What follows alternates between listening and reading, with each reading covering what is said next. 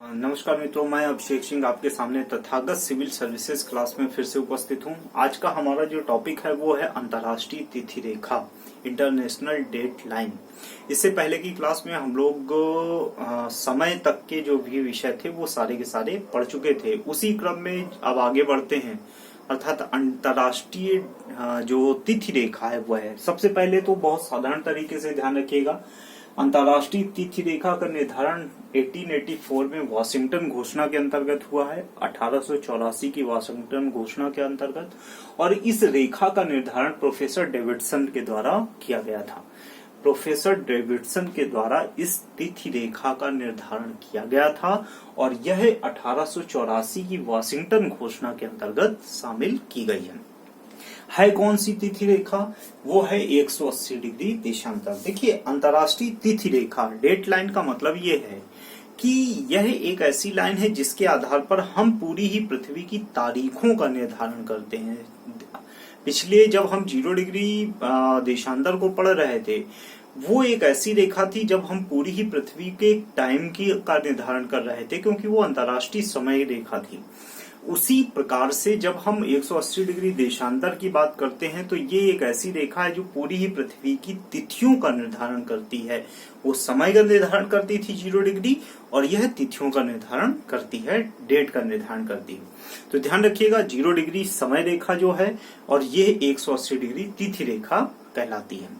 180 degree देशांतर जो है वह दो महाद्वीपों की स्थिति में है। एक है आपका एशिया महाद्वीप और दूसरा है आपका उत्तरी अमेरिका महाद्वीप के क्षेत्र में। सबसे बड़ी चीज ये है कि यह पूरी ही काल्पनिक रेखाओं में एकमात्र रेखा है जो सीधी नहीं खींची गई है, अर्थात इसको कई जगह से मोड़ा गया है। और मोड़ने का मतलब यह है कि किन्हीं एक ही देश के भीतर एक ही दिन एक ही तारीख बनाए रखने के लिए ये प्रयास किया गया है कि उसको मोड़ दिया गया है। मान लीजिए जैसे भारत है, भारत में अगर अंतर्राष्ट्रीय तिथि रेखा 180 डिग्री गुजर रही होती तो हम ऐसे देखें कि जैसे हम गुजरात का क्षेत्र ले लें। गुजरात में आज 31 तारीख है, ये मान के चले, और पता चला कि वो बीचों बीच से गुजर रही तो बाकी वाले हिस्से में 1 तारीख हो गई, तो मतलब एक ही देश में 2 तारीखें हो गई। तो फिर तो सारी व्यवस्थाएं बिगड़ जाएंगी भाई। अगर कहीं पर मर्डर होता है, मान लीजिए क्राइम की बात करें, कहीं पर मर्डर होता है तो मर्डर करने वाला अपने समय के आधार पर निर्धारित करने की कोशिश करेगा, और सुनवाई कहीं पर हो रही होगी तो फिर वो बड़ा कहीं ना कहीं क्रॉस हो जाएगा तारीखें।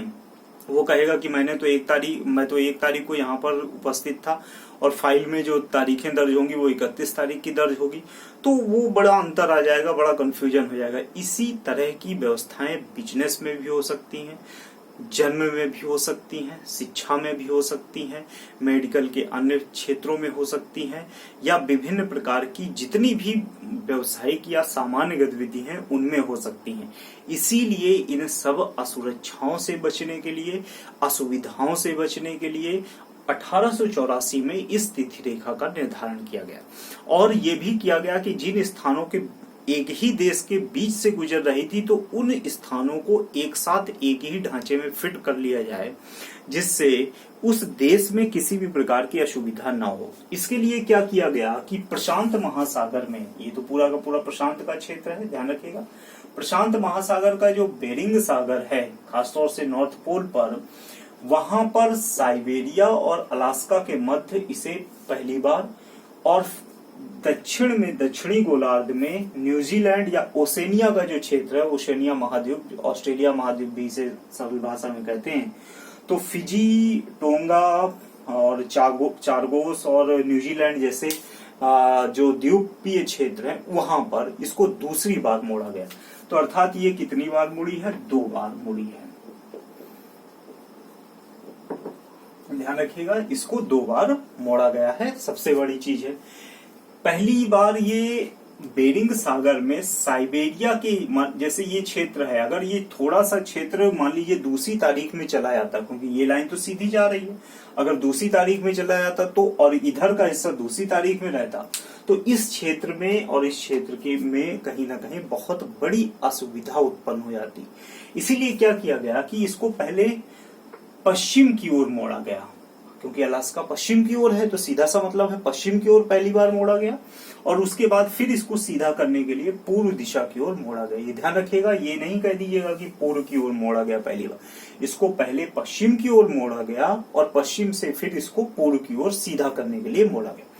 दूसरी बार जब हम नीचे जाते हैं दक्षिणी गोलार्ध के क्षेत्र में, खासतौर से ओशेनिया महाद्वीप के क्षेत्र में, तो फिजी है, टोंगा है, चारगोस है और न्यूजीलैंड, ये जो छोटे छोटे द्वीपीय देश हैं, इन देशों के जो बिखरे हुए द्वीपीय समूह हैं, अलग अलग छोटे छोटे छोटे आइलैंड हैं, उन सभी में एक ही तारीख बनाए रखने के लिए ये किया गया कि इसको फिर से पश्चिम की ओर मोड़ा गया और फिर कुछ दूरी पर जाकर इसको फिर से पूर्व की ओर मोड़ दिया गया। तो 2 बार मुड़ी है ये, 2 बार। स्थान कितने हो गए? एक स्थान ये हो गया, दूसरा ये हो गया, तीसरा ये हो गया, चौथा ये हो गया, अर्थात 2 बार ये 4 स्थानों पर मुड़ी है, मुड़ी गई है। तो ये ध्यान रखिएगा, कितनी बार? 2 बार। और कितने स्थानों पर? 4 स्थानों पर। कैसे? ये 2 बार हो गया, एक बार पहले पश्चिम की ओर गई, फिर उसके बाद पूर्व की ओर, फिर नीचे पश्चिम की ओर, उसके बाद ये पूर्व की ओर गई है, ये ध्यान रखिए। दूसरी इससे संबंधित एक विषय और ये है कि हम अगर साइबेरिया से अलास्का चले जाएं, अलास्का से साइबेरिया चले जाएं, तो क्या अंतर होता है? इसमें कोई ना कोई अंतर तो होता है, ये तारीखों में अंतर आ जाता है। तो ध्यान रखिएगा, पूर्व की तारीखें पहले होती हैं और पश्चिम की तारीखें बाद में होती हैं। ये तो होता है भाई, हाँ, जो सूर्योदय होगा वो पूर्व में होगा, इसका मतलब पूर्व की तारीखें पहले हो जाएंगी, और पश्चिम में बाद में होगा, इसका मतलब है पश्चिम में बाद की तारीखें होंगी। अगर यहाँ मान लीजिए हम 31 दिसंबर की तारीख मना रहे हैं और अब रात्रि 12 बजे 1 जनवरी की तारीख हो गई है, तो सीधा सा मतलब है कि जब हम पूर्व से पश्चिम की ओर जाएंगे, ये ध्यान रखिएगा, जब हम पूर्व से पश्चिम की ओर जाएंगे तो हमको वही तारीख फिर से मिलेगी, क्योंकि यहाँ पर 1 जनवरी शुरू हो रही होगी, 31 खत्म हो गई होगी, तो यहाँ पर 31 दिसंबर शुरू हो रही होगी। अर्थात हमारे पास 31 दिसंबर दोबारा मनाने का समय कब होगा? यदि हम पश्चिम की ओर चले जाते हैं। तो सीधा सा मतलब है कि हमें 24 घंटे का अतिरिक्त समय मिल जाता है, अर्थात पूर्व से पश्चिम की ओर जाने पर हमें 24 घंटे का अतिरिक्त समय मिल जाता है। हालांकि वो हमारा फिर लॉस भी है, ये भी स्थिति है। और दूसरी स्थिति ये है कि अगर हम 31 दिसंबर इसको मनाएं और यहाँ पर देखें कि 1 जनवरी हो रही है, तो हम सोचे चलिए हम वापस इधर साइबेरिया के क्षेत्र में आ जाएं। तो साइबेरिया के क्षेत्र में आने का मतलब ये होगा, या पश्चिम पूर्व की दिशा में आने का मतलब होगा, जब हम यहाँ पर आएंगे तो यहाँ पर तो 2 जनवरी शुरू हो रही होगी। इसका मतलब है कि हम जब पश्चिम से पूर्व की ओर आते हैं तो हमारे पास -24 घंटे का नुकसान हो जाता है, अर्थात 24 घंटे समय हमारे यहाँ से चला जाता है, क्योंकि हमें वो तारीख मिलेगी ही नहीं। अब अगर हम 1 जनवरी को यहाँ से चलते हैं तो हम यहाँ पर 2 जनवरी की तारीख में पहुंचेंगे, तो इसका मतलब है अब हमारे पास 1 जनवरी तो होगी ही नहीं, सीधा सा मतलब है। इसका मतलब 24 घंटे का लॉस हमारे पास हो गया।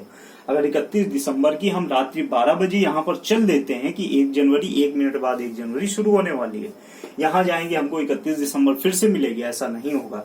यहाँ पर 2 जनवरी की स्थिति हो जाएगी, अर्थात 24 घंटे का नुकसान। पूर्व से पश्चिम की ओर जाने पर 24 घंटे का अतिरिक्त समय और पश्चिम से पूर्व की ओर आने पर 24 घंटे का समय नष्ट होना, ये स्थितियां होती हैं, ये ध्यान रखिएगा। ये अंतर्राष्ट्रीय तिथि रेखा है, इसके आधार पर समय तारीखों का निर्धारण किया जाता है, पूरी ही पृथ्वी की जो तारीखें हैं उसके आधार पर। और अलास्का के पास बेरिंग सागर में, अलास्का और साइबेरिया के मध्य बेरिंग सागर में, जो प्रशांत महासागर का सबसे बड़ा सागर है, वहां पर इसको पहली बार, और नीचे ही प्रशांत महासागर में टोंगा, फिजी और न्यूजीलैंड द्वीप के आसपास इसको दूसरी बार मोड़ा गया है।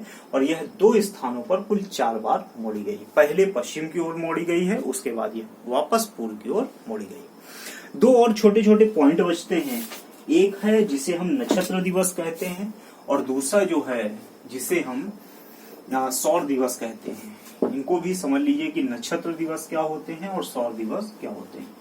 तो दो स्थितियां हैं, एक नक्षत्र दिवस की और दूसरी सौर दिवस की।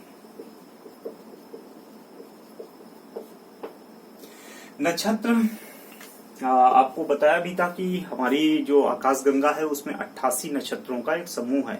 नक्षत्र जो तारों का समूह होता है, बड़े डिजाइनर तारे जैसे सप्तर्षि। सप्तर्षि क्या है? 7 तारों का एक समूह है जिसे हम सप्तर्षि नक्षत्र भी सॉरी वो तारामंडल कहते हैं। लेकिन नक्षत्रों की हमारे यहाँ 28 नक्षत्र ज्योतिषियों के अनुसार और 27 हमारे वैज्ञानिकों के अनुसार नक्षत्र पाए जाते हैं। 88 माफ कीजिएगा, 88 जो है वो तारामंडल की स्थिति है।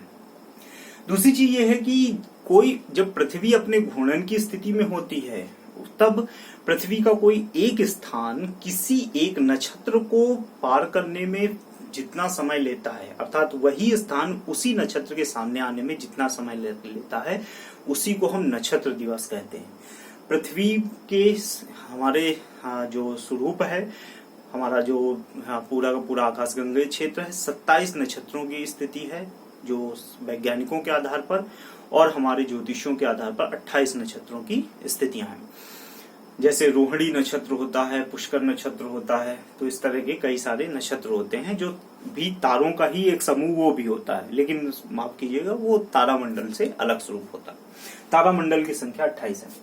यहाँ पर जैसे नक्षत्रों की स्थिति, अर्थात पृथ्वी का कोई, मान लीजिए ये पृथ्वी है, इसका ए स्थान ये है, ये कोई एक तारामंडल मान लीजिए वाई है, तो पृथ्वी का यही ए स्थान जब घूर्णन की स्थिति के बाद फिर से इसी नक्षत्र के सामने आएगा, तो वो जो समय लगता है इसी को नक्षत्र दिवस कहते हैं।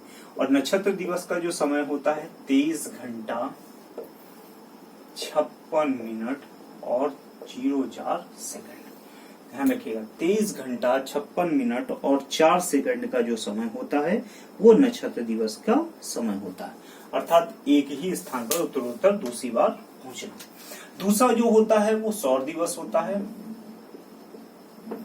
जिसके आधार पर हमारे दिन रात निर्धारित होते हैं। सीधा सा मतलब है, सूर्य किसी पृथ्वी का कोई एक स्थान, मान लीजिए अब ये सूर्य है, तो पृथ्वी का ये जो ए स्थान है सूर्य के सामने उत्तरोत्तर दूसरी बार कब आएगा, तो सूर्य के सामने उत्तरोत्तर आने में उसको 24 घंटे का समय लग जाता है। और इसीलिए हमारी जो घड़ियां हैं, हमारी जो सारी दिन की स्थितियां हैं, वो 24 घंटे के आधार पर निर्धारित की गई हैं। ये ध्यान रखिएगा, 24 घंटे के आधार पर इनका निर्धारण किया गया है।